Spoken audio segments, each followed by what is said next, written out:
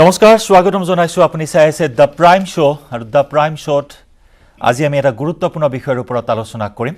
আৰু সেই বিষয়টো হৈছে সমগ্ৰ দেশৰ বাবে এটা আজি এক ঐতিহাসিক দিন বুলি ক'ব লাগিব কিয়নো প্ৰধানমন্ত্ৰী নৰেন্দ্ৰ মোদীয়ে আজি গুৰু নানকৰ জন্ম জয়ন্তীত এক বৃহৎ ঘোষণা কৰিলে হয় তিনিখন কৃষি আইন এই তিনিখন কৃষি আইন প্ৰণয়ন কৰাৰ পিছতে বিতৰ্কৰ আৱৰ্তত সোমাই পৰিছিল এই তিনিখন কৃষি আইন আৰু এই তিনিখন কৃষি আইন বাতিল কৰাৰ দাবীত ৰাজধানী দিল্লীৰ মসনদ কপাইছিল হাজাৰ হাজাৰ প্ৰতিবাদী কৃষকে আৰু সেই প্ৰতিবাদী কৃষকসকলৰ প্ৰতিবাদ আজিৰ দিনটোতো অব্যাহত আছে আকুৰগো স্থিতিৰে কৃষি আইন বাতিলৰ দাবীৰে প্ৰতিবাদ অব্যাহত ৰখা কৃষকসকলৰ ওচৰত অৱশেষত যেন নতশিৰ কৰিলে কেন্দ্ৰীয় চৰকাৰে প্ৰধানমন্ত্ৰী নৰেন্দ্ৰ মোদীয়ে আজি এক গুৰুত্বপূৰ্ণ ঘোষণা কৰি বৃহৎ ঘোষণা কৰি প্ৰধানমন্ত্ৰী নৰেন্দ্ৰ মোদীয়ে আটাইকেইখন অৰ্থাৎ তিনিখন বিতৰ্কিত কৃষি আইন বাতিল কৰাৰ কথা ঘোষণা কৰিলে আমি জানো ইমান প্ৰায় বিগত এবছৰ ধৰি স্থিতপ্ৰজ্ঞ হৈ আছে কৃষকসকল আৰু স্থিতপ্ৰজ্ঞ কৃষকৰ ওচৰত অৱশেষত নতশিৰ হ'ল মোদী চৰকাৰ পুনৰ প্ৰতিপন্ন হ'ল গণতান্ত্ৰিক আন্দোলনৰ শক্তি গণতান্ত্ৰিক আন্দোলনৰ ভাষা কি গণতান্ত্ৰিক আন্দোলনৰ শক্তি কি আজি যেন প্ৰতিপন্ন হ'ল কৃষকৰ সুসংগঠিত আন্দোলনৰ সুফল আজি দেখিবলৈ পোৱা হ'ল আৰু ইয়াৰ লগে লগে বহু প্ৰশ্ন এই মুহূৰ্তত উত্থাপন হৈছে প্ৰধানমন্ত্ৰী নৰেন্দ্ৰ মোদীয়ে কিহৰ বাবে আজি এই কৃষি আইন বাতিল কৰাৰ ঘোষণা কৰিলে কিহৰ বাবে এই সিদ্ধান্ত গ্ৰহণ কৰিলে ইয়াৰ আঁৰত কি আছে ইতিমধ্যে বিৰোধীয়েও এই কথা উল্লেখ কৰিছে যে সন্মুখত পঞ্জাব উত্তৰ প্ৰদেশৰ নিৰ্বাচন আছে 5খন ৰাজ্যৰ নিৰ্বাচন আছে লগত আহি আছে 2024 চনৰ লোকসভা নিৰ্বাচন গতিকে তাৰ প্ৰাক্ষণত এই সিদ্ধান্তই দৰাচলতে কি সূচাইছে আৰু এই সিদ্ধান্তই মোদী চৰকাৰক বেকফুটলৈ লৈ যাব নে এয়া মোদী চৰকাৰৰ মাষ্টাৰ ষ্ট্ৰোক এনে বহু বিষয় আজি চৰ্চা হৈছে আজিৰ এই গুৰুত্বপূৰ্ণ দিনটোত লগতে চৰ্চা হৈছে এই আইন বাতিলৰ আঁৰত নিৰ্বাচনী ৰাজনীতি আছে নেকি এনে বিভিন্ন দিশ আমি আলোচনা কৰিম আজি ষ্টুডিঅ'ৰ মজিয়াত কিন্তু তাৰ পূৰ্বে আমি আগবঢ়াই ল'ব বিচাৰিছো আজিৰ দিনটোত প্ৰধানমন্ত্ৰী মোদীৰ যি বৃহৎ ঘোষণা এই ঘোষণা সন্দৰ্ভত যুগুত কৰা আমাৰ এক বিশেষ ৰিপৰ্ট हमने 3 कृषि कानूनों को वापस लेने का रिपील करने का निर्णय लिया है গুৰু নানক জয়ন্তীৰ পুৱাই প্ৰতিবাদী কৃষকসকলে প্ৰধানমন্ত্ৰী মোদীৰ সুখবৰ প্ৰত্যাহাৰ হ'ল তিনিওখন নতুন কৃষি আইন পঞ্জাব উত্তৰ প্ৰদেশৰ বিধানসভা নিৰ্বাচনলৈ মাত্ৰ কেইটামান মাহ থকাৰ সময়তে প্ৰত্যাহাৰ হ'ল বিতৰ্কিত কৃষি আইন প্ৰায় এবছৰ ধৰি কৃষি আইন প্ৰত্যাহাৰৰ দাবীৰে প্ৰতিবাদ সাব্যস্ত কৰি অহাৰ অন্তত কৃষকৰ দাবী মানি ল'লে কেন্দ্ৰীয় চৰকাৰে গুৰু নানক জয়ন্তীৰ পুৱাই দেশবাসীক সম্বোধন কৰি প্ৰধানমন্ত্ৰী নৰেন্দ্ৰ মোদীয়ে ঘোষণা কৰিলে নতুন কৃষি আইন প্ৰত্যাহাৰৰ কথা हमने 3 कृषि कानूनों को वापस लेने का रिपील करने का निर्णय लिया है इस महीने के अंत में शुरू होने जा रहे संसद सत्र में इसी महीने में हम तीनों कृषि कानूनों को रिपील करने की संवैधानिक प्रक्रिया को पूरा कर देंगे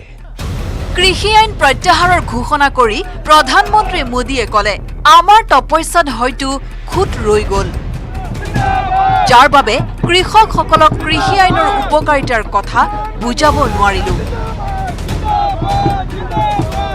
साथियों मैं आज देशवासियों से क्षमा मांगते हुए सच्चे मन से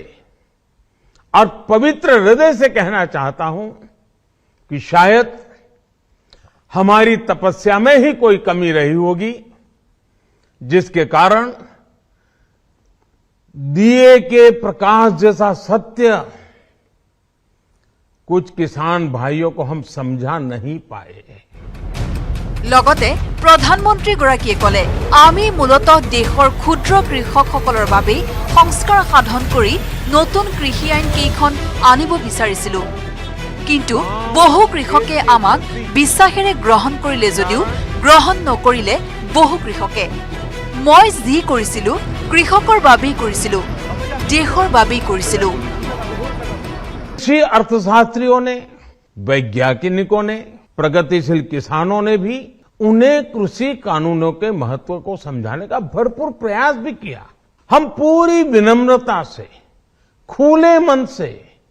उन्हें समझाते रहे। हमने किसानों की बातों को, उनके तर्क को समझने में भी कोई कोर कसर बाकी नहीं छोड़ी। कानून के जिन प्रावधानों पर उन्हें ऐतराज था, सरकार उन्हें बदलने के लिए भी तैयार हो गई। 2 साल तक हमने इन कानूनों को सस्पेंड करने का भी प्रस्ताव दिया। इसी दौरान ये विषय माननीय सर्वोच्च न्यायालय के पास भी चला गया। ये सारी बातें देश के सामने है।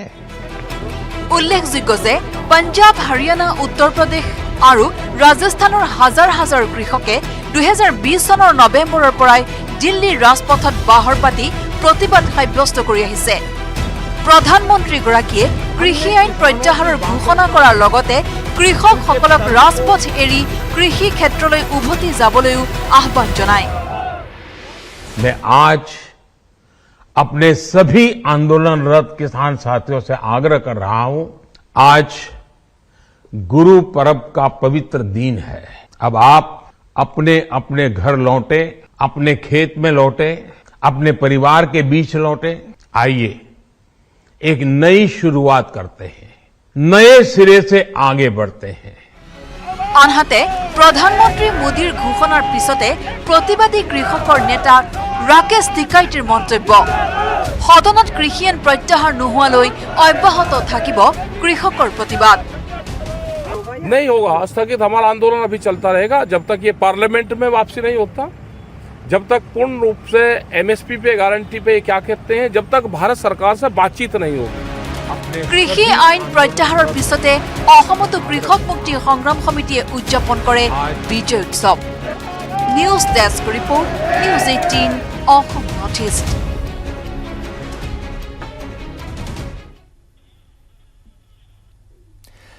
আৰু এনেদৰে আজিৰ দিনটোত আমি দেখিবলৈ পালোঁ প্ৰধানমন্ত্ৰী নৰেন্দ্ৰ মোদীয়ে এই ঘোষণা কৰিলে আৰু 3খন কৃষি আইন আহি থকা সংসদৰ শীতকালীন অধিৱেশনত আনুষ্ঠানিকভাৱে বাতিল কৰিব। আৰু ইয়াৰ লগে লগে কিন্তু প্ৰতিক্ৰিয়াৰ জোৱাৰ উঠিছে সমগ্ৰ দেশজুৰি। আৰু এই বিষয়টো আজি আমি ষ্টুডিঅ'ত আলোচনা কৰিম। আমি আমন্ত্ৰণ জনাই আনিছোঁ কেইবাগৰাকী অতিথিক। আমাৰ সৈতে আছে জ্যেষ্ঠ অধিবক্তা নেকিবুৰ জামান ডাঙৰীয়া, আপোনাক স্বাগতম। আমাৰ সৈতে আছে কৃষক মুক্তি সংগ্ৰাম সমিতিৰ উপসভাপতি দেবেন শৰ্মা ডাঙৰীয়া। শৰ্মা ডাঙৰীয়া, আপোনাকো স্বাগতম। আৰু আমাৰ সৈতে আছে কংগ্ৰেছৰ কাৰ্যকৰী সভাপতি তথা বিধায়ক কমলাক্ষ দেৱপুৰকায়স্থ,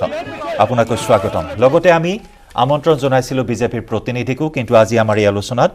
উপস্থিত হোৱা নাই বিজেপিৰ কোনো প্ৰতিনিধি। গুৰুত্বপূৰ্ণ কথা, মই নেকিবুৰ জামান ডাঙৰীয়া আপোনাৰ পৰাই আৰম্ভ কৰিব বিচাৰিম। প্ৰধানমন্ত্ৰী নৰেন্দ্ৰ মোদীৰ আজি এই ঘোষণা আপুনি শুনিবলৈ পালে। 3খন বিতৰ্কিত কৃষি আইন, প্ৰায় এবছৰজোৰা প্ৰতিবাদ, ৰক্তাক্ত পৰিস্থিতিৰ সৃষ্টি হৈছিল। পঞ্জাব, হাৰিয়ানা, উত্তৰ প্ৰদেশ, ৰাজস্থান, মহাৰাষ্ট্ৰ ইত্যাদি বিভিন্ন ৰাজ্যৰ পৰা অহা হাজাৰ হাজাৰ প্ৰতিবাদকাৰীয়ে দিল্লীৰ মচনদ কঁপাই গৈছিল। প্ৰতিবাদকাৰীৰ ওপৰত জঁপিয়াই পৰিছিল আৰক্ষী, নিৰাপত্তাৰক্ষী। আৰু তেনে পৰিস্থিতিত অৱশেষত এই 3খন কৃষি আইন বাতিল কৰা হ'ল। প্ৰধানমন্ত্ৰী কোৱাৰ দৰেই ৰাইজক বুজোৱাত ব্যৰ্থ হ'ল নেকি কেন্দ্ৰীয় চৰকাৰ? চাওক, যি 3খন বিতৰ্কিত কৃষি আইন সদনত ধনী ভোটৰ সহায়ত সেই আইনখন তেওঁলোকে গ্ৰহণ কৰিছিল। হয়, এই আইনখন গ্ৰহণ কৰাৰ ক্ষেত্ৰত যদি ভোট গ্ৰহণ হ'লহেঁতেন হয়তো তেতিয়া এটা ইয়াৰ বেলেগ প্ৰতিচ্ছবি আমি দেখা পালোহেঁতেন। হয়। আৰু এই আইনখন অহাৰ লগে লগেই আকালী দলৰ সেই সময়ত কৃষিমন্ত্ৰী মহিলাগৰাকী আছিল, তেখেতে কিন্তু পদত্যাগ কৰিলে, তাৎক্ষণিকভাৱে হৰচিমৰত কৌৰ বাদল। তেওঁ পদত্যাগ কৰিলে। এই 3খন যি বিতৰ্কিত কৃষি আইন বা ক'লা আইন বুলি ক'বলৈ পাৰি, এই আইন 3খনে কৃষকৰ লগতে ভাৰতবৰ্ষৰ অৰ্থনৈতিক গাঁথনিৰ কথা ইয়াত জড়িত আছে। আজি কৃষি আইন বাতিল হোৱাৰ আগতে, আজি বাতিল কৰিম বুলি ক'লে, তাৰ আগতে কিন্তু এটা পুঁজিপতি বৃহৎ বণিক গোষ্ঠীয়ে ইতিমধ্যে তেওঁলোকে গোডাউনো বনাই পেলাইছিল, ট্ৰেইন লাইনো বনাই পেলাইছিল। তাৰমানে এই আইনখন গ্ৰহণ কৰিম বুলি চৰকাৰ আগৰ পৰাই তেখেতসকলে সিদ্ধান্ত লৈছিল বা তেনেকুৱা পুঁজিপতি বণিক গোষ্ঠীৰ হাততে গোটেইটো তুলি দিছিল। এই আইনখনৰ জৰিয়তে সাধাৰণতে কৃষকসকলৰ উৎপাদিত সামগ্ৰীৰ ওপৰত, বজাৰৰ ওপৰত তেওঁলোকৰ কোনো দখল নাথাকিব। বণিক গোষ্ঠীয়ে যেনেধৰণে কৃষি ভূমিসমূহ ল'ব লাগে, যেনে কিনিব লাগে যেনে গোডাউনত প্ৰিজাৰ্ভ কৰিব লাগে সেইটো সকলো দায়িত্ব তেওঁলোকৰ হাতলৈ গুচি গ'ল এইটো বহুত ধৰণৰ তাৰ মাজত আৰু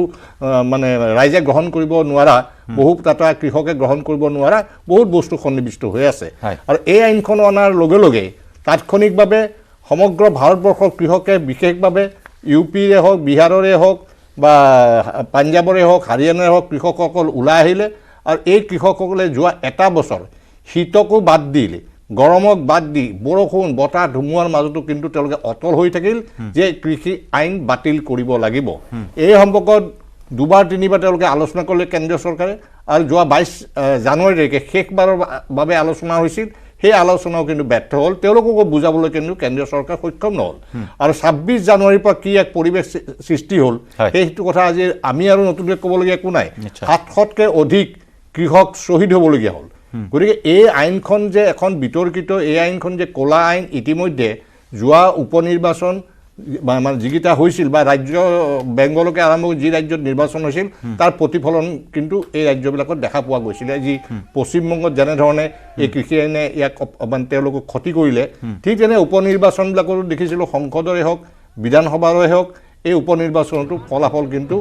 ভাৰতীয় জনতা পাৰ্টীৰ অনুকূলে নগ'ল গতিকে আগন্তুক দিনত আজি ইউপিৰ নিচিনা ষ্টেটৰ ইলেকশ্যন আছে হাৰিয়ানা পাঞ্জাব এই যিবিলাক ষ্টেটৰ ইলেকশ্যন আছে ইউপিটো আমি দেখিছোঁ বা বিভিন্ন মহলৰ পৰা আমালৈ যিবিলাক আমি খবৰ পাই থাকোঁ পূৰ্বাঞ্চলত প্ৰায় 121টা আসন আছে সেই 121টা আসন প্ৰায়খিনি কৃষকৰ মাজতে সীমাবদ্ধ থকা বুলি কয় গতিকে আগন্তুক দিনত এই ৰাজ্যকেইখনো কিন্তু ক্ষতি হোৱাৰ আশংকা আছে আৰু যদি এই ইউপি বা হাৰিয়ানা পাঞ্জাবত ক্ষতি হয় আগন্তুক 24ৰ যি লোকসভা নিৰ্বাচন হ'ব সেই লোকসভা নিৰ্বাচনটো কিন্তু আজিৰ চৰকাৰখনে কিন্তু বা বাজিৰ দলটোই কিন্তু তাতেও ক্ষতিৰ সন্মুখীন হ'ব লাগিব যি নহওক প্ৰধানমন্ত্ৰীয়ে শেষত ক্ষমা খুজিলে দুখ প্ৰকাশ কৰিলে এইটো আমি আনন্দিত যে দুখ প্ৰকাশ আৰু ক্ষমা খুজিবলগীয়া এটা পৰিৱেশৰ সৃষ্টি হ'ল বহু আন্দোলন দেখিলোঁ ইয়াৰ আগতে 2015 চনতো আমি দেখিছোঁ যে ভূমি অধিগ্ৰহণ আইন এখন বিল এখন আনিছিল তেতিয়াও সাংঘাতিক প্ৰতিবাদ হৈছিল ভাৰতীয় জনতা পাৰ্টী চৰকাৰৰ দিনত তেতিয়াও কিন্তু এই প্ৰতিবাদত মানে সেও মানি তেতিয়াও প্ৰত্যাহাৰ কৰিবলগীয়া হৈছিল গতিকে যিবিলাক আইনে জনসাধাৰণৰ অনুকূলে নাথাকে সেই আইনবিলাক প্ৰযোজ্য কৰাৰ ক্ষেত্ৰত কিন্তু বিশদভাৱে আলোচনা কৰিব লাগে বিভিন্ন নেতাৰ লগত আলোচনা কৰিব লাগে ৰাইজৰ জনস্বাৰ্থৰ হকে যাতে আইনবিলাক হয় সেই আইন তেনেধৰণে প্ৰযোজ্য হ'ব লাগে গতিকে আজি এই যিটো পৰিস্থিতি হ'ল এই পৰিস্থিতি কিন্তু মানুহে আজি খুব আনন্দিত হৈছে আৰু প্ৰধানমন্ত্ৰীয়ে ক্ষমা খোজাটো প্ৰধানমন্ত্ৰীয়ে বুজাব তেওঁলোকে বুজাত বিফল হোৱাটো স্বীকাৰ কৰিছে গতিকে এইটো আজি যি নহওক এটা সফল সামৰণি হ'ল তাৰ কাৰণে কৃষক নেতাসকলো নিশ্চয় অভিনন্দনৰ পাত্ৰ আৰু প্ৰধানমন্ত্ৰীকো আমি ধন্যবাদ জনাম শেষস্তৰ হ'লেও তেখেতে অন্ততঃ কৃষকৰ দাবীসমূহ মানি ল'বলৈ এটা পৰিস্থিতিয়ে বাধ্য কৰালে নিশ্চয় অৰ্থাৎ আপোনাৰ দৃষ্টিত এয়া নিৰ্বাচনী ৰাজনীতিৰ বাবে এই তিনিখন কৃষি আইন বাতিল কৰা নাই নিৰ্বাচনী ৰাজনীতি মানে তেওঁলোকে আগত নিৰ্বাচনীটো আছেই নিৰ্বাচনী সেইটো এটা তেওঁলোকৰ দৃষ্টিত লৈছেই কিন্তু এই আইন বাতিল কৰিলে যে নিৰ্বাচনত সাংঘাতিক ধৰণে তেওঁলোকে উপকৃত হ'ব সেই কথাটো আমি নকওঁ কাৰণ 700তকৈ অধিক শ্বহীদ হৈছে বিভিন্ন ৰাজ্যত পুলিচ সামৰিক বাহিনীৰ হাতত তেওঁলোকে নিৰ্যাতিত হৈছে তাৰপিছত তেওঁলোকে কি স্থিতি গ্ৰহণ কৰে এইটো সময়ত নিৰ্বাচনতে দেখা পোৱা যাব নিশ্চয় মই আহিম এইবাৰ মই কমলাক্ষী পুৰকায়স্থ ডাঙৰীয়া আপোনাৰ কাষলৈ আহিছোঁ মই দেৱেন শৰ্মাৰ ওচৰলৈ আহিম কংগ্ৰেছে বিশেষকৈ বিৰোধীয়ে তীব্ৰ প্ৰতিবাদ তীব্ৰ প্ৰতিক্ৰিয়া প্ৰকাশ কৰিছে আজিৰ এই সিদ্ধান্তৰ পিছত আজিৰ এই ঘোষণাৰ পিছত আপোনালোকৰ স্পষ্ট অভিযোগ যে নিৰ্বাচনী ৰাজনীতিৰ বাবে এনেকুৱা ধৰণৰ এটা সিদ্ধান্ত গ্ৰহণ কৰিলে বা ঘোষণা কৰিলে আজিও দেখিবলৈ পোৱা হ'ল আপোনালোকৰ এপিচিচিৰ সভাপতি ভূপেন বৰাই উল্লেখ কৰিছে যে মোদীৰ আত্ম অহংকাৰ ইয়াত নিষেধ কৰিলে এই আইন বাতিলৰ ঘোষণা এইখিনি কথাও আপোনালোকৰ ফালৰ পৰা কোৱা হৈছে সব কথাটো হৈছে এনেকুৱা যে ভাৰতবৰ্ষ এখন কৃষি প্ৰধান দেশ আৰু কৃষকৰ ওপৰত আমাৰ গোটেই অৰ্থনীতি নিৰ্ভৰ কৰে কথাটো হৈছে এনেকুৱা যে আজিৰ দিনত মই এটা বস্তু ধৰিব পৰা নাই বস্তুটো ৰাজনীতি হেকতা নেকি ইলেকশ্যনটো হেকতা নেকি আজিৰ দিনত এই যে 700 কৃষক মৰিলে সিহঁতৰ কিবা জীৱনৰ কিবা মূল্য নাই নেকি মানুহৰ ৰক্তৰ কিবা মূল্য নাই নেকি আজি এনে এটা পৰিৱেশ হৈছে যে 18 মাসৰ পৰা ইহঁতে আন্দোলন কৰি আছে 700 জন কৃষক শহীদ হ'ল বহুতখিনি মানুহৰ ৰাস্তাত হ'ব লগা হৈছে শীতৰ দিনত হ'ব লগা হৈছে এইখিনি বস্তু কিন্তু আমাৰ প্ৰধানমন্ত্ৰী দেখিলে প্ৰধানমন্ত্ৰী দেখাৰ পিছতেও তেওঁ এইখিনি বস্তু 18 মাহ আগতে কৰা নাই বস্তুটো আজিৰ দিনত তেওঁ ক্ষমা বিচাৰিছে তেওঁ ক্ষমা বিচাৰি কিয় ক্ষমা বিচাৰিব লগা হৈছে আজি তেওঁ বুজি পাইছে যে এই বস্তুটো কৰা আমাৰ বিৰাট এটা ভুল হৈছে ঠিক আছে, কিন্তু আমাৰ প্ৰশ্নটো হৈছে যে আপুনি 18 মাস পিছতে কৰাৰ লগে লগে আজি 700 মানুহ যে মৰিলে, যে এই যিখিনি মানুহ মৰিছে এই মানুহকেইটাক আপুনি জীৱন আকৌ দিব পাৰিব নেকি? আজি ষ্টুডিঅ'ৰ পৰা মই সুধিছোঁ, আজি বিজেপিৰ এজন প্ৰতিনিধি আহিবলৈ ইহঁতে হাউচ কৰা নাই। সেইটোৱে অমিত শ্বাহ আৰু মোদী আকুৰ্গ স্থিতিত আছিল বিগত সময়ছোৱাত, হঠাৎ এই ইউটাৰ্ণ কিহৰ কাৰণে বুলি ভাবে? আৰু মেইনলি ইলেকশ্যনৰ কাৰণেতো কৈছোঁ, আৰু ইলেকশ্যনৰ কাৰণে বিজেপিয়ে যি টি কৰিব পাৰে। আজি এইটো সভাৰ পৰা আপোনালোকৰ ষ্টুডিঅ'ৰ পৰা কৈছোঁ, আৰু ইলেকশ্যনৰ কাৰণে আমি চাইছোঁ আৰু বহুতখিনি পোলামা তোলাবা বহুতখিনি ঘটনা হৈছে। ভাৰতবৰ্ষত এনেকুৱা বহুত ঘটনা হৈছে, সিহঁতৰ মানুহৰ জীৱনৰ লগত সিহঁতে খেলিবলৈ এটা মিনিট সময় নালাগে, আৰু সিহঁতৰ এটাই উদ্দেশ্য যে আমাৰ গাদীখন লাগে, গাদীখন আমি দখল কৰিম, তাৰ কাৰণে কৃষক, তাৰ কাৰণে মহিলা, তাৰ কাৰণে ভাৰতবৰ্ষৰ ৰাইজৰ যিয়ে হ'ব, আৰু আমাৰ গাদীখন লাগিব। আৰু ইটো প্ৰমাণিত হৈছে যে আজি 2 মাস 3 মাস পিছতে ইলেকশ্যন, যেতিয়া গম পাই গৈছে যে বাই ইলেকশ্যনে যেতিয়া গম পাই গৈছে যে নাই বাই ইলেকশ্যন আমি দেখা পালোঁ যে কোনো ৰিজাল্টটো ভাল হোৱা নাই, কাৰণটো কি কৃষক যেতিয়া এণ্টি হৈ যাব, কৃষকৰ মনোবৃত্তি যেতিয়া চেঞ্জ হৈ যাব, তেতিয়া ভাৰতবৰ্ষৰ মুডটো চেঞ্জ হৈ যাব। কাৰণ আগতেও কৈছোঁ যে ভাৰতবৰ্ষখন কৃষি প্ৰধান দেশ, আৰু অতি দুখৰে ক'ব লগা হৈছে যে আজি কেন্দ্ৰীয় প্ৰতিমন্ত্ৰী তেওঁৰ ল'ৰাই এই আপুনি জানে যে লক্ষীপুৰত উত্তৰ প্ৰদেশত মানুহ মাৰি দিলে, তেওঁৰ বন্দুক দি মানুহ মাৰিছে, গাড়ী দি মানুহ মাৰিছে, আজিও তেওঁ এতিয়ালৈকে তেওঁ প্ৰতিমন্ত্ৰী হৈ আছে। আৰু এইটো কি চলি আছে, এই দেশখনত কি চলি আছে আমি চাইছোঁ। এই বিজেপিত ইনষ্টেঞ্চ আছে, আজি লালকৃষ্ণ আদবানী হাওলা কেলেংকাৰীত তেওঁ পদত্যাগ কৰিছিলে, তেওঁ এমপিৰ পৰা পদত্যাগ কৰিছিলে। কিয় কৰিছিলে? যে কৈছিলে যে আমাৰ ওপৰত যেতিয়া চাৰ্জটো আহিছে, যেতিয়ালৈকে এইটো এনকুৱাৰী নহয় মই হেৰিয়াত নাথাকোঁ। আজিলৈকে প্ৰধানমন্ত্ৰীয়ে কি কৰিলে, এই ইলেকশ্যনৰ কাৰণে তেওঁ ঘোষণা কৰি দিলে যে না ইলেকশ্যনৰ কাৰণে আমি কি কৰিলোঁ যে না কৃষি আইনটো বাতিল, 3টা কৃষি আইন আছে আমি ৰিপিল কৰিম। আপুনি ৰিপিল কৰিছে, আপুনি মন্ত্ৰীজনক কিয় বহিষ্কাৰ কৰা নাই আপোনাৰ মন্ত্ৰীমণ্ডলৰ পৰা? 1 নম্বৰ কথা, আপোনালোকৰ বিজেপিৰ আদৰ্শতা আছিলে লালকৃষ্ণ আদবানীয়ে তেওঁ হাইলা কেলেংকাৰীৰ কাৰণে এমপিৰ পৰা তেওঁ ৰিজাইন দিছিল। কথাটো হৈছে এনেকুৱা যে আজিৰ দিনত বিজেপিয়ে ইলেকশ্যনৰ কাৰণে গাদীৰ কাৰণে সিহঁতে যি টি কৰিব পাৰে, আজি এইটো প্ৰমাণিত হৈছে। মই দেৱেন শৰ্মা ডাঙৰীয়া আপোনাৰ কাষলৈ আহিছোঁ। কৃষক মুক্তি সংগ্ৰাম সমিতি হিচাপে কৃষকৰ সমস্যাৰাজিক আপোনালোকে প্ৰতিফলন কৰাই আহিছে। এই বিতৰ্কিত কৃষি আইনৰ যিটো প্ৰভাৱ অসমৰ ক্ষেত্ৰত কিন্তু তেনেকুৱা ধৰণৰ এটা তীব্ৰতৰ ৰূপ ধাৰণ কৰা পৰিলক্ষিত নহ'ল। মুষ্টিমে একাংশ কৃষকে গৈ দিল্লীত হয়তো প্ৰতিবাদ সাব্যস্ত কৰিছে। গতিকে এই কৃষি আইন 3খনৰ প্ৰভাৱ, লগতে যি গণতান্ত্ৰিক আন্দোলনৰ আজি যি দেখিবলৈ পোৱা হ'ল এটা ফলাফল সন্মুখলৈ আহিল, সুসংগঠিতভাৱে যি আন্দোলন কৰা হ'ল, আৰু অৱশেষত নতশিৰ কৰিলে কেন্দ্ৰীয় চৰকাৰে। ইতিমধ্যে বিৰোধীয়ে সেইখিনি কথা কৈছে, নতশিৰ কৰিলে মোদীয়ে। গতিকে তেনে ক্ষেত্ৰত কৃষক মুক্তি সংগ্ৰাম সমিতি হিচাপে আপোনাৰ প্ৰতিক্ৰিয়া এই মুহূৰ্তত জানিব বিচাৰোঁ। আজি ভাৰতৰ প্ৰধানমন্ত্ৰী নৰেন্দ্ৰ মোদী কৃষকৰ ওচৰত আত্মসমৰ্পণ কৰিব লগা হৈছে। সুদীৰ্ঘ 15 মাহ 10 দিন কৃষকসকলে দিল্লীত আন্দোলন কৰিছে, আৰু সেই আন্দোলনত মই নিজেও গৈছিলোঁ, আৰু তাত যিটো দেখিলোঁ যে কৃষকৰ যি আমাৰ যিটো সুসংগঠিত আন্দোলন, সেই আন্দোলনৰ প্ৰতি নৰেন্দ্ৰ মোদীয়ে শেহতীয়াভাৱে হ'লেও ভয় খাইছে, আৰু এই কথাটো উপলব্ধি কৰিছে নৰেন্দ্ৰ মোদীয়ে যে তেওঁ ভুল কৰিছে, তেওঁ হিটলাৰী শাসন ব্যৱস্থা কৰিছে, আৰু এই হিটলাৰী শাসন ব্যৱস্থা কৃষকে কেতিয়াও মানি নলয়। এই 700জন মানুহ শ্বহীদ হৈছে, এই শ্বহীদৰ কাৰণে এই যে আত্মবলিদান দিব লগা হ'ল, তাৰ বাবে একমাত্ৰ নৰেন্দ্ৰ মোদী দায়ী, বিজেপি চৰকাৰখন দায়ী। আৰু বিজেপি চৰকাৰে এইটো ভবা উচিত যে জনতাৰ ওচৰত, জনতাক যদি সুশাসন কৰিব নোৱাৰে, তেতিয়াহ'লে জনতা কেতিয়াও ক্ষান্ত নাথাকে, জনতাৰ ওচৰত আত্মসমৰ্পণ কৰিবলৈ সেইকাৰণেই নৰেন্দ্ৰ মোদী বাধ্য হৈছে। কৃষকসকলে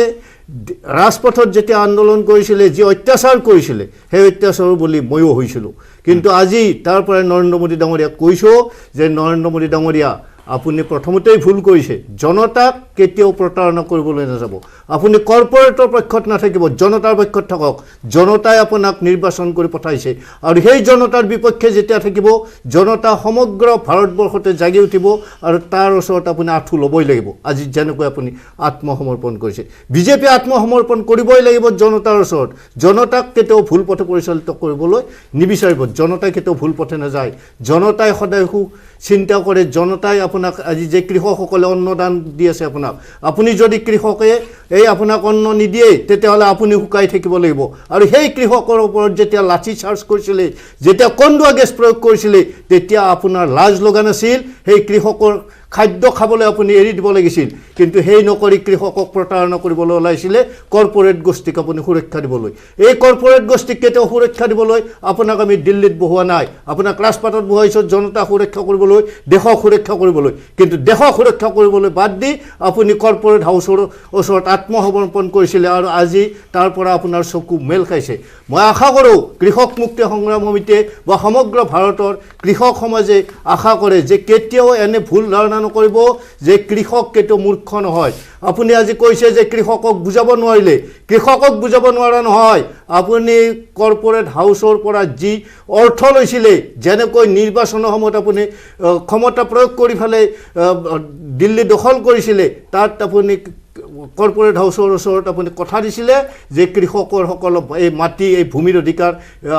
কৰ্পৰেট হাউচক দিয়া হ'ব কিন্তু নোৱাৰিলে ব্যৰ্থ হ'ল আৰু সেইকাৰণে আজি আপুনি আত্মসমৰ্পণ কৰিব লগা হৈছে কৃষক কেতিয়াও ক্ষান্ত নাথাকে কৃষক সদায় কৃষকে আৰু কৃষক শক্তি যেতিয়া জাগিছে ই জাগিবই আজি আপুনি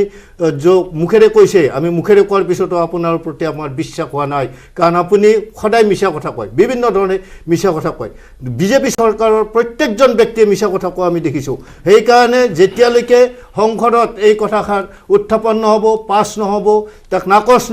নকৰিব তেতিয়ালৈকে আমাৰ আন্দোলন চলি থাকিব অব্যাহত থাকিব সেই আশ্বাসটো ইতিমধ্যে প্ৰধানমন্ত্ৰীগৰাকীয়ে ভাষণত দিছে শীতকালীন অধিৱেশনত সংসদৰ শীতকালীন অধিৱেশনত আনুষ্ঠানিকভাৱে প্ৰত্যাহাৰ কৰা হ'ব তিনিখন কৃষি আইন যেতিয়ালৈকে প্ৰত্যাহাৰ নকৰে তেতিয়ালৈকে আমাৰ আন্দোলন অব্যাহত থাকিব হয় আমি পুনৰ আহিম আলোচনাৰ মাজলৈ আমি কৃষক এই মুহূৰ্তত আমি শিৱসাগৰৰ বিধায়ক অখিল গগৈৰ মন্তব্য শুনাম আমাৰ হাতত তেওঁৰ প্ৰতিক্ৰিয়া আছে তেওঁ প্ৰতিক্ৰিয়া প্ৰকাশ কৰিছে তেওঁৰ প্ৰতিক্ৰিয়ালৈ যোৱাৰ পূৰ্বে আমি ল'ব লাগিব দ্য প্ৰাইম শ্ব'ত এটা চমু বাণিজ্যিক বিৰতি Our engineering power dealer now with free registration, insurance and easy finance. Contact Skylight Automotive Private Limited 7002845016. বিৰতিৰ পিছত পুনৰ স্বাগতম জনাইছোঁ আপুনি চাই আছে দ্য প্ৰাইম শ্ব' তিনিখন কৃষি আইন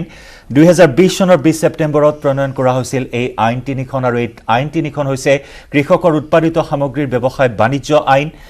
কৃষি সেৱা আইন আৰু অত্যাৱশ্যকীয় পণ্য সামগ্ৰীৰ সংশোধনী আইন এই তিনিখন আইনক লৈ সজোৰে প্ৰতিবাদ অব্যাহত আছিল কেইবাখনো ৰাজ্যৰ কৃষক ৰাইজে ধাৰাবাহিক প্ৰতিবাদ অব্যাহত ৰাখিছিল আৰু অৱশেষত সেই প্ৰতিবাদৰ পিছত আজি প্ৰধানমন্ত্ৰী নৰেন্দ্ৰ মোদীয়ে তিনিখন আইন বাতিল কৰি এক প্ৰকাৰ সুখবৰ দিছে সেই প্ৰতিবাদী কৃষকসকলক ৰাজ্যজুৰি তীব্ৰ প্ৰতিক্ৰিয়াৰ সৃষ্টি হৈছে অসমতো ইয়াৰ প্ৰতিক্ৰিয়া হৈছে দেশজুৰি প্ৰতিক্ৰিয়া অব্যাহত আছে শিৱসাগৰৰ বিধায়ক অখিল গগৈৰ প্ৰতিক্ৰিয়া আছে আমাৰ হাতত আমি এই মুহূৰ্তত আগবঢ়াই ল'ব বিচাৰিছোঁ অখিল গগৈৰ প্ৰতিক্ৰিয়া তিনিখনকৈ বিতৰ্কিত কৃষি আইন চৰকাৰে মৰম কৰি উঠাই দিয়া নাই চৰকাৰ বাধ্য হৈ কেন্দ্ৰীয় চৰকাৰে বাধ্য হৈ এই কৃষি আইন বাতিল কৰিবলৈ আজি ঘোষণা দিবলৈ এনেকৈ বাধ্য হৈছে আজি চৰকাৰ এইকাৰণে বাধ্য হৈছে যে আমাৰ যিটো কৃষক আন্দোলন সংযুক্ত কৃষক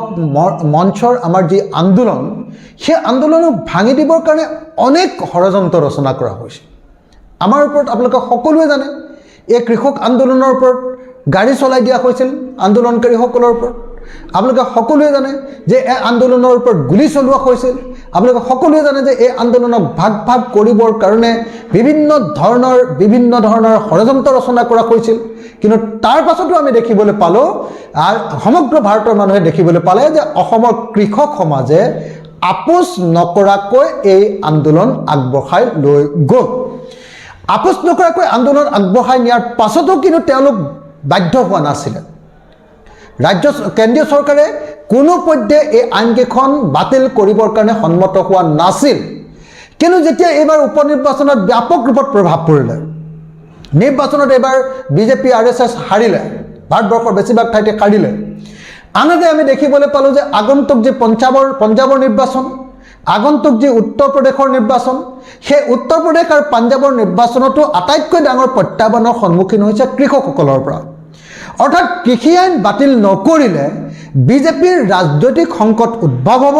আৰু সেই ৰাজনৈতিক সংকটৰ পৰা ৰক্ষা পাবৰ কাৰণে এনেকৈ বিজেপি বা আজি নৰেন্দ্ৰ মোদী চৰকাৰে এই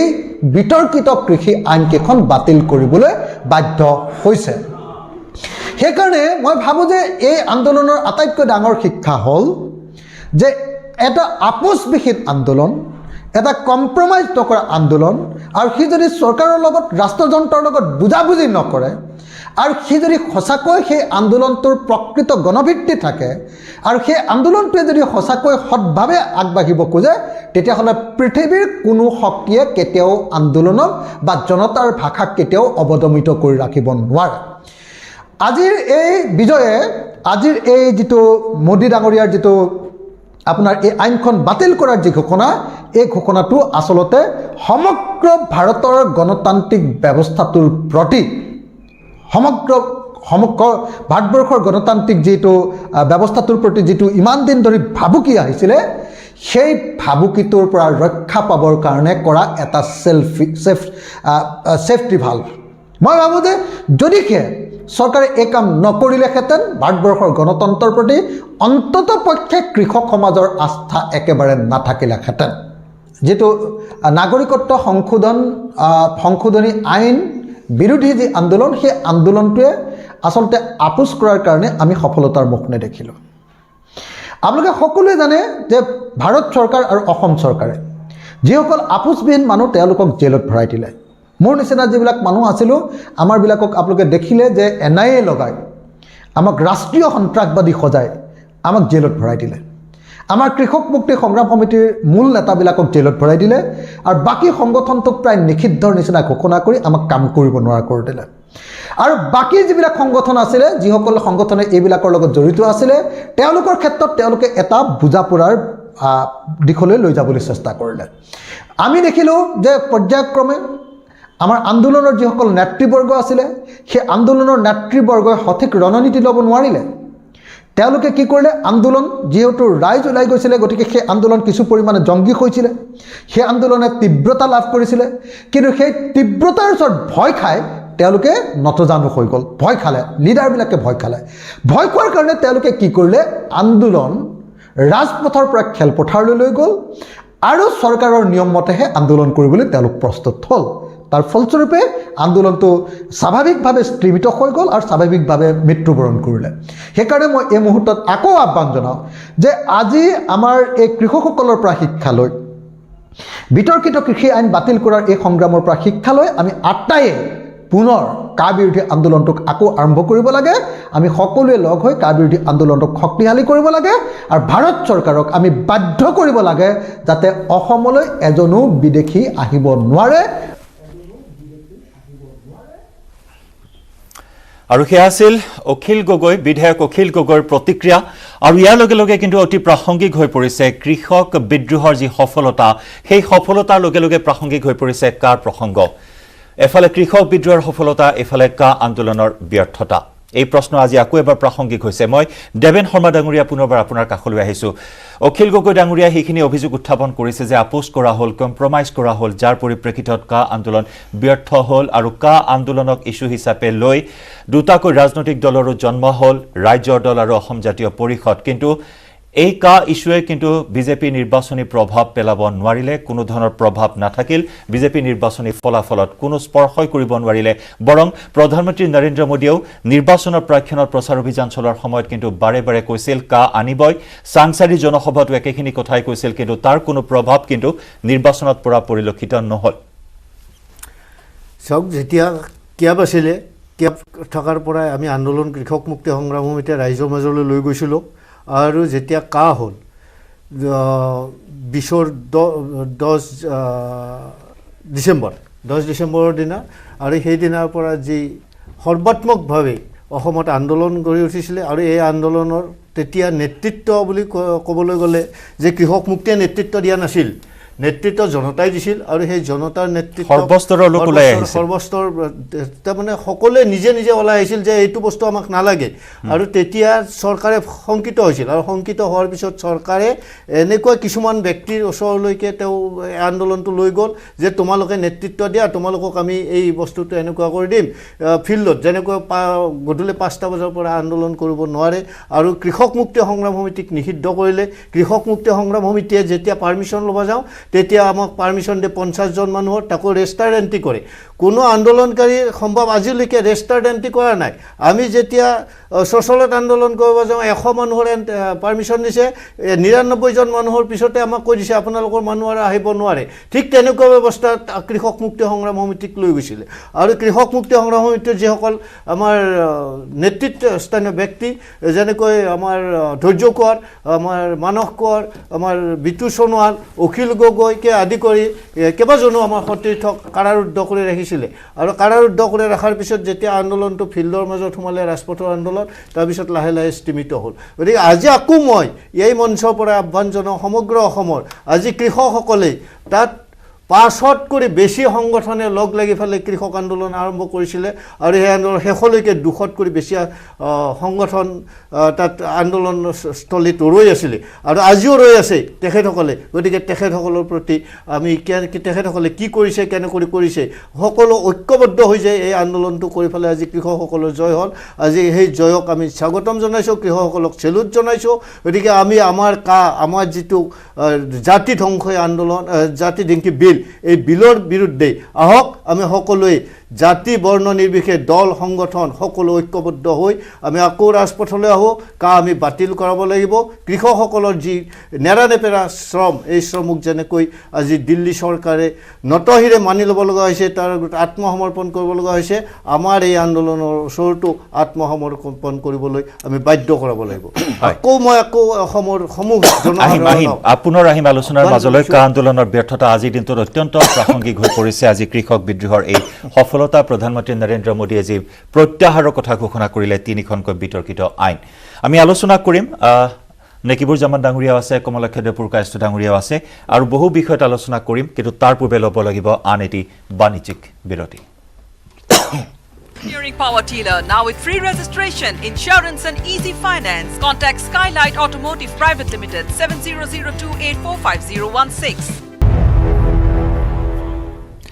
বিৰতিৰ পিছত পুনৰ স্বাগতম। আপুনি চাই আছে দ্য প্ৰাইম শ্ব'। 3খন কৃষি আইন, আৰু এই 3খন কৃষি আইনৰ এটা গুপ্ত অভিসন্ধি থকা বুলি আশংকা কৰিছিল কৃষকসকলে। আৰু সেই গুপ্ত অভিসন্ধি অনুসৰি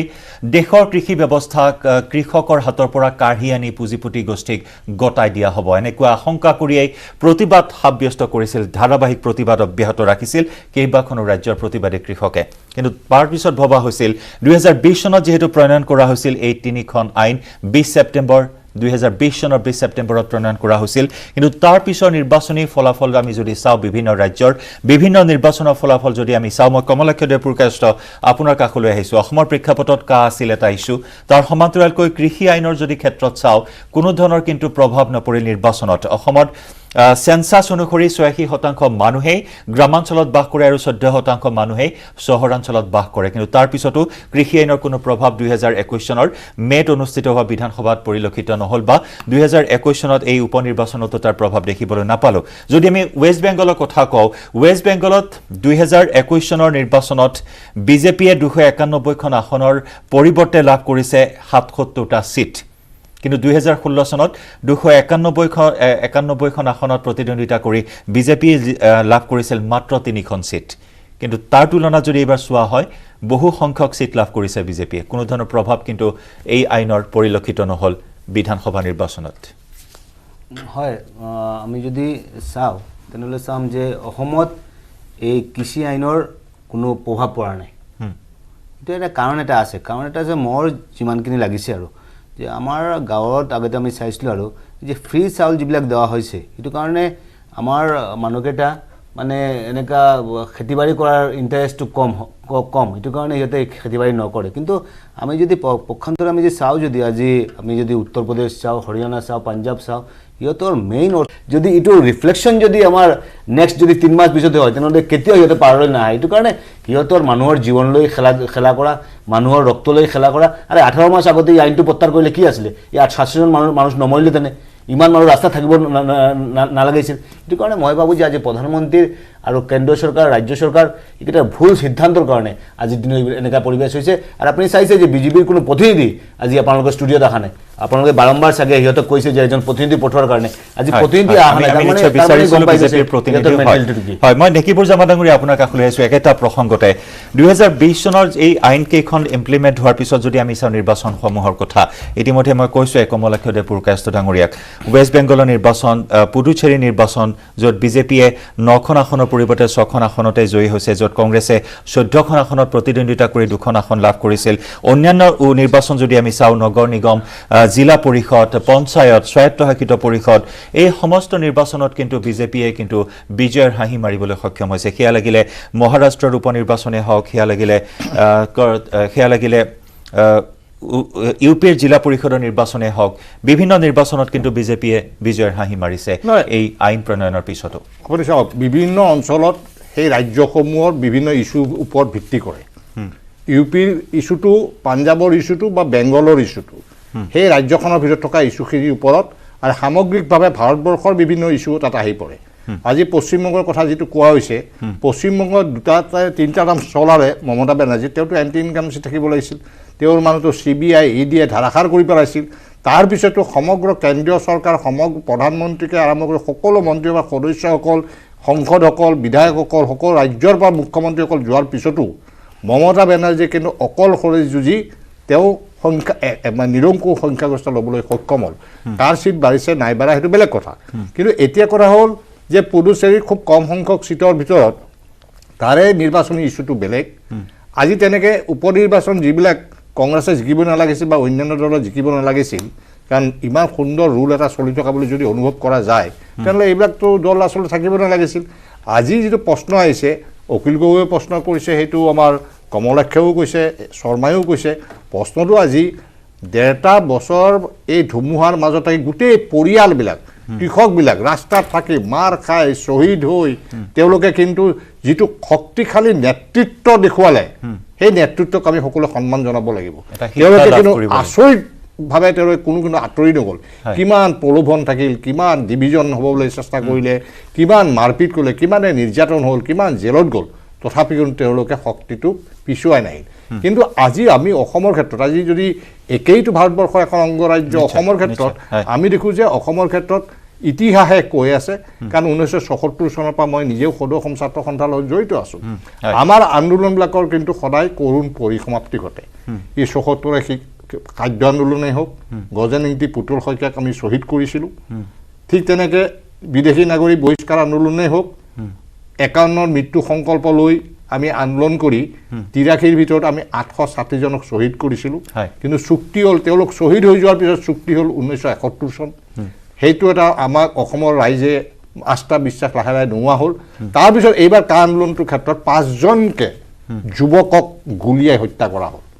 আৰু এই 5জনৰ সেইদিনাখন মই দেখিলোঁ শ্যাম বোলা যিটো সৰু ল'ৰা তেওঁক গুলীয়াই হত্যা কৰিছিল তেওঁৰ সেই দুখতে মাতৃজনী অলপতে মৃত্যু হ'ল আমি যিটো খবৰ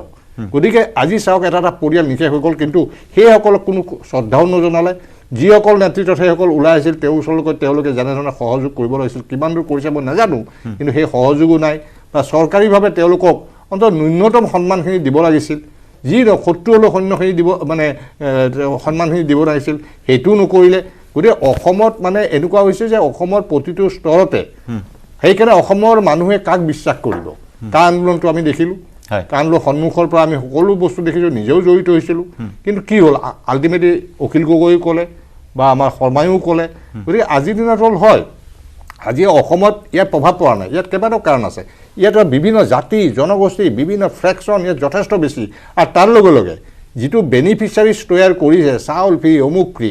অসমৰ মানুহৰ যিটো হিতাধিকাৰী ৰাজনীতি কিন্তু অসমৰ মানুহৰ মানে ৰাজহাড় বেকা কৰি পেলাইছে এই ৰাজহাড় বেকা সদায় এনেকৈ নচলায় যিটো সময়ত ইয়াত অৰ্থনৈতিকভাৱে ভাঙি পৰিব তেতিয়া কিন্তু এই জাতিটোৰ অৰ্থনৈতিকভাৱে সামাজিকভাৱে ৰাজনৈতিকভাৱে শৈক্ষিকভাৱে গোটেই জাতিটো শেষ হৈ যাব গতিকে এইকাৰণে আমাৰ হিতাধিকাৰী সৃষ্টিয়ে যে মানুহক কাম কৰাৰ পৰা আঁতৰাই ৰাখিলে অক্ষম কৰি পেলালে এইটো আমাৰ এটা শুভ লক্ষণ কিন্তু ভৱিষ্যতৰ দিনৰ কাৰণে নহয় নিশ্চয় আলোচনা কৰিম আৰু আছে বহু বিষয় আলোচনা কৰিবলৈ কিন্তু তাৰ পূৰ্বে দ্য প্ৰাইম শ্ব'ত আমি ল'ব লাগিব আন এটি বাণিজ্যিক বিৰতি Kumar Engineering Power Dealer, now with free registration, insurance and easy finance. Contact Skylight Automotive Private Limited, 7002845016. আমি উভতি আহিছোঁ দ্য প্ৰাইম শ্ব'ৰ শেষ অংশলৈ আৰু ইতিমধ্যেই যি আকুৰ্গো স্থিতিৰে কৃষকসকলে প্ৰতিবাদ অব্যাহত ৰাখিছিল শেষ পৰ্যন্ত তেওঁলোকে এই আকুৰ্গো স্থিতিতে আছে আৰু তেওঁলোকে সকিয়নি দিছিল যে 2024 চন পৰ্যন্ত তেওঁলোকৰ প্ৰতিবাদ সাব্যস্ত কৰিবলৈ তেওঁলোকৰ হাতত ধন মজুত আছে এনেদৰে তেওঁলোকে দৃঢ় প্ৰতিজ্ঞ হৈ প্ৰতিবাদ সাব্যস্ত কৰি আছিল ৰাজধানী দিল্লীত মই দেবেন শৰ্মা ডাঙৰীয়া আপোনাৰ কাষলৈ আছো ইতিমধ্যে আপুনি আমাক জনাইছিল যে আপুনিও সেই প্ৰতিবাদী কাৰ্যসূচীত অংশগ্ৰহণ কৰিছিল কেনেকুৱা আছিল কি সংগঠিত সেই প্ৰতিবাদ যি গণতান্ত্ৰিক আন্দোলনৰ ভাষা কি আজি বুজাই দিলে কৃষকৰ এই আন্দোলনে চাওক তাত আমি যেতিয়া আন্দোলন কৰিবলৈ গৈছোঁ বা কৃষকসকল আন্দোলন কৰিবলৈ আহিছিলে তেওঁলোকৰ ঘৰৰ পৰা নিজে খাদ্য বস্তু লৈ আহিছিলে বা তেওঁ আজি ধৰক কোনোবা এটা অনুষ্ঠান কোনোবা এটা কেম্পত যদি খাদ্যৰ অভাৱ হয় তেতিয়াহ'লে গাঁৱৰ পৰা সেই কৃষকে ট্ৰাকেৰে লৈ আহিছিলে টেইলৰত লৈ আহিছিলে আৰু সেই টেইলৰ পৰা লৈ আহি পেলাই সেই খাদ্য সামগ্ৰীসমূহ সেই কেম্পবিলাকত প্ৰদান কৰিছিলে তেওঁলোকে নিজে ৰান্ধিছিলে আপুনি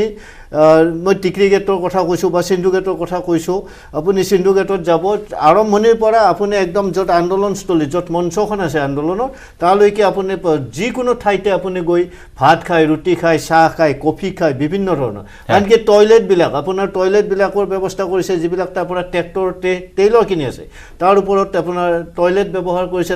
তাৰ ওপৰত বাথৰুম বনাই দিছে কোনোবাই পানী আনি তাত টেংকিত ভৰাই দিছে ঠিক তেনেকুৱা ব্যৱস্থা এটা আছিলে আৰু যি ব্যৱস্থাত আপুনি হয়তো এনেকুৱা ব্যৱস্থা মই আগতে দেখা নাই মই ইয়াৰ পৰা শিকিছোঁ যে সঁচা অৰ্থত এই উত্তৰ প্ৰদেশ ৰাজস্থান দিল্লী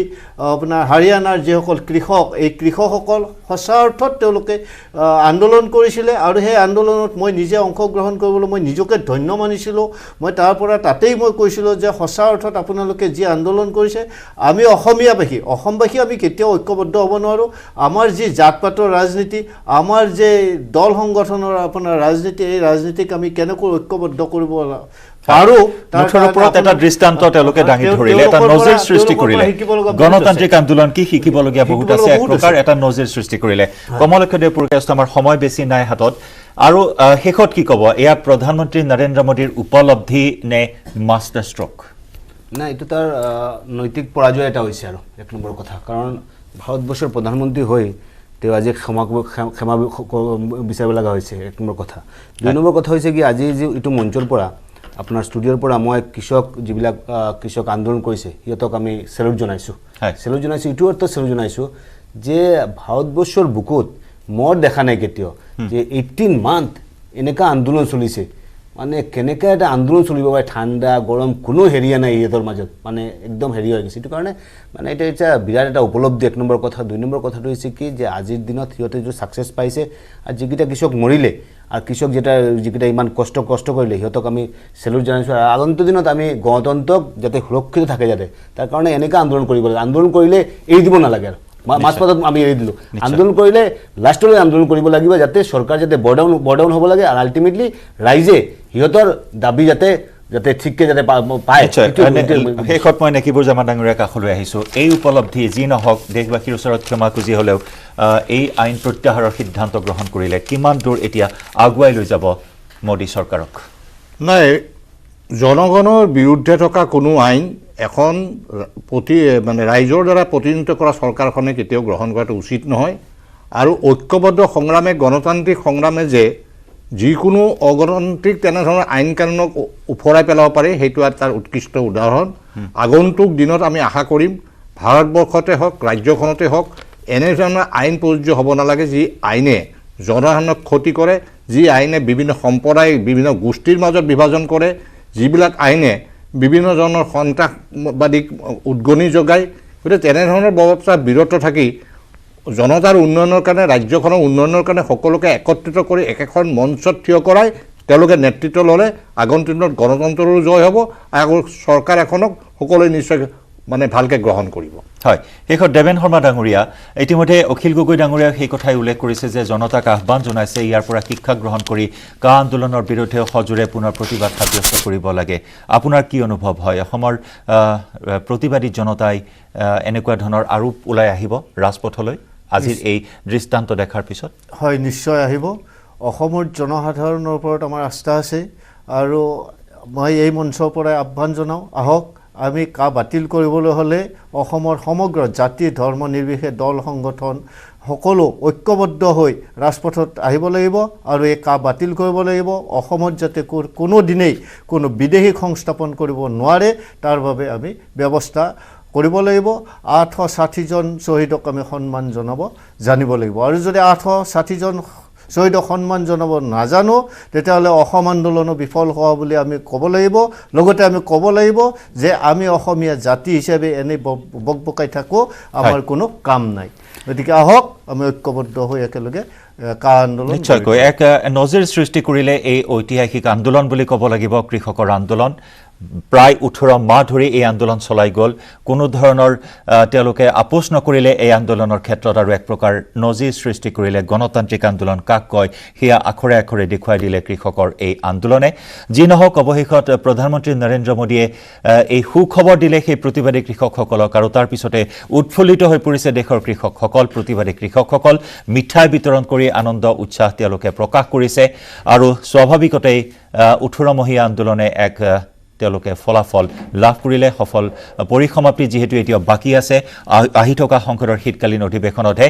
আনুষ্ঠানিকভাৱে প্ৰত্যাহাৰ কৰা হ'ব বুলি ঘোষণা কৰিছে প্ৰধানমন্ত্ৰী নৰেন্দ্ৰ মোদীয়ে। এক নজিৰ সৃষ্টি কৰিলে দেশৰ ইতিহাসত এই কৃষকৰ আন্দোলনে। ধন্যবাদ অনুষ্ঠানত অংশগ্ৰহণ কৰাৰ বাবে আৰু ইয়াৰে সৈতে সময় হ'ল আজিৰ দ্য প্ৰাইম শ্ব'ৰ পৰা বিদায় লোৱাৰ। নমস্কাৰ।